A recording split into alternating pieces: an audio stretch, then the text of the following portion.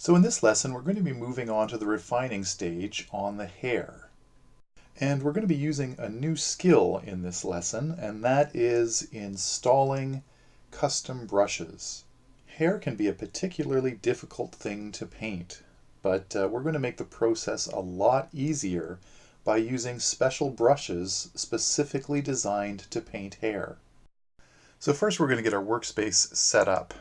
We've already put all of the face layers into a separate group, so they're sort of out of the way.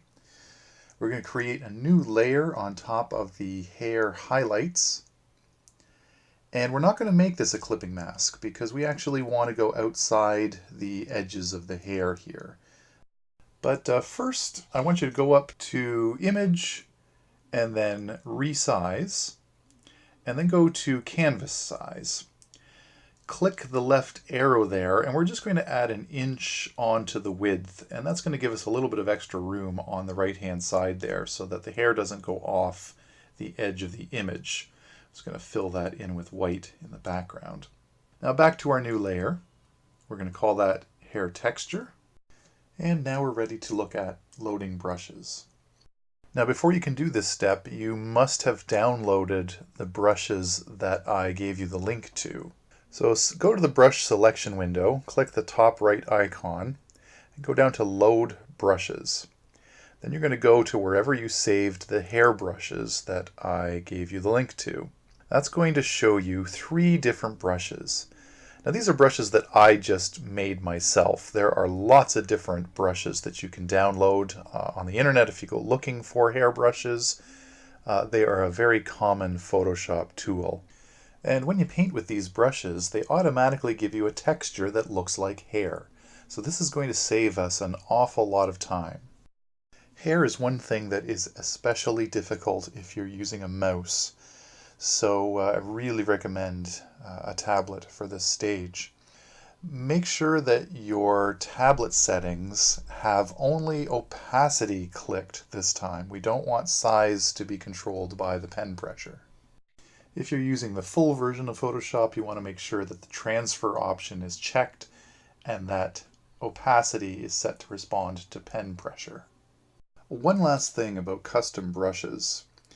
While the hair brushes are selected, you can choose any of the 3 of them and paint away with no problems. But if you were to go back to the default brushes for any reason, you then would lose the hair brushes. You can't select them anymore. So you have to actually go back and load them. So just keep that in mind. It's not hard to do, but if you're looking for them and can't find them, that's why. And that's pretty much it for setting up. I would recommend you actually try out the hair brushes on a separate file just to get a feel for how they work. So now we're going to start painting on the actual hair itself. So make sure you're on your hair texture layer. And the key here is to overlap multiple times to create this sense of an overlapping texture. You want your opacity to be a little bit higher than normal, somewhere around 50 or 60%. But the low opacity means that as you lift your brush up at the end of the stroke, it will look like the ends kind of taper off. I'll be speeding up portions of this tutorial, but you should know that this took about 17 or 18 minutes to do, so it should be much faster than painting the face.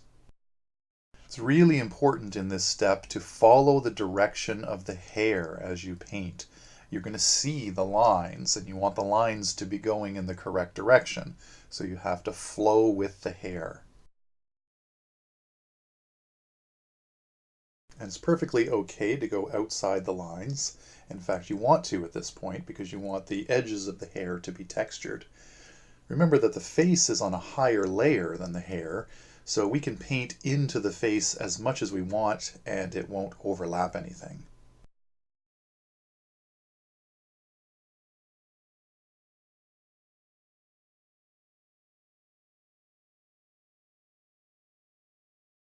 I find it helpful to paint in the darks first and then to sample some light areas and paint over top.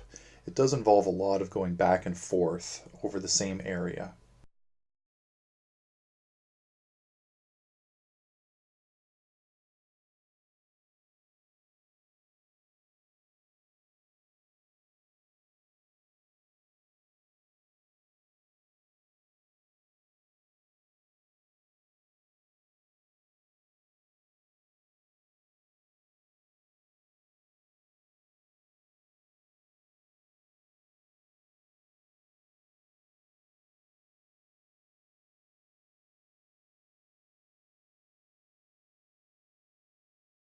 You should resize the brush every so often just to keep the strokes from being all exactly the same size.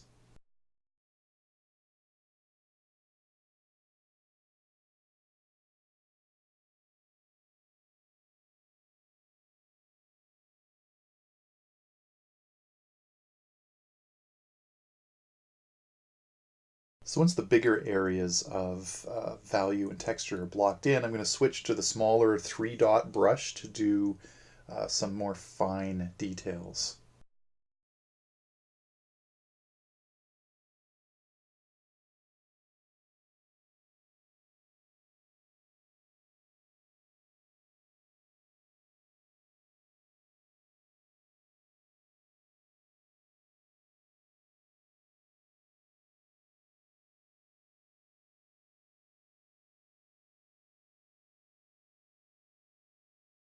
One tip, anytime you're really happy with the way things look, make a new layer and start adding any further details onto that layer, because then if you mess something up, you can always just remove that layer and go back to the layer that you liked. There's no rule that says all of this has to be on one layer.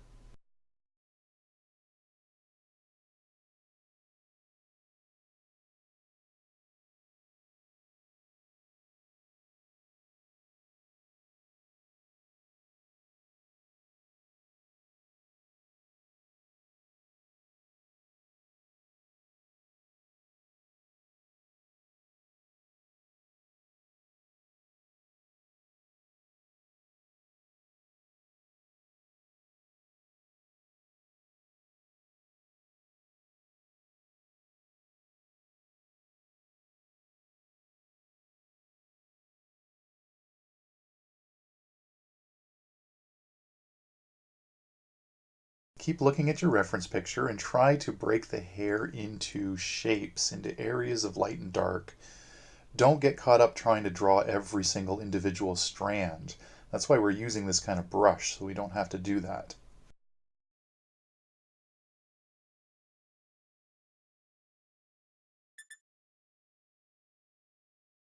Hair is definitely one of those places where you don't have to worry about sticking exactly to your reference picture. As long as it looks generally hair-like, people aren't going to pay that much attention to it. This is definitely not the place to be a perfectionist, or you'll be at this for days.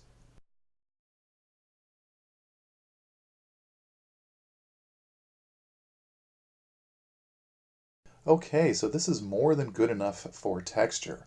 There's two other places we still need to do something. One is to hide some of the rounded brush edges that you can still see from our original base value. So select your base value layer, go to the eraser tool and pick one of the hair brushes for the eraser. And then shrink it down, and we're going to just sort of erase the edges where it's really round there, just so that it's broken up and sharp and looks like hair instead of a solid mass. It's okay to have your opacity set to 100% for this. So the second thing we need to do is add a little bit of hair that goes in front of the face. And in order to do that, we've got to make a new layer on top of the face group. And on this new layer, we're going to paint any hair that comes in front of the face, including the neck. So the edge of the hair here comes a little bit over the neck, so we're going to paint that in. And then we're also going to do the same thing on the forehead so that the hair looks like it's growing out of the forehead and you don't have that obvious sharp edge.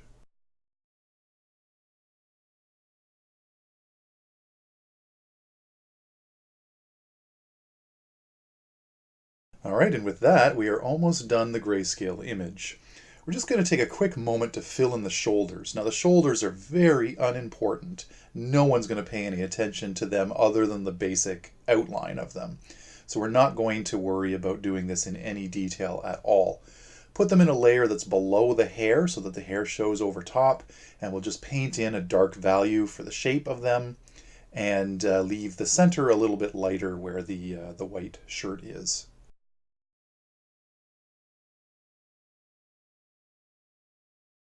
One other thing I almost forgot was the ear. We'll put that on a separate layer above the hair details but below the face. And we'll just paint that in according to the reference picture, again without paying too much attention to it because no one else is going to. Alright, and after this point you can save your work. Save it as a different file name from the file before.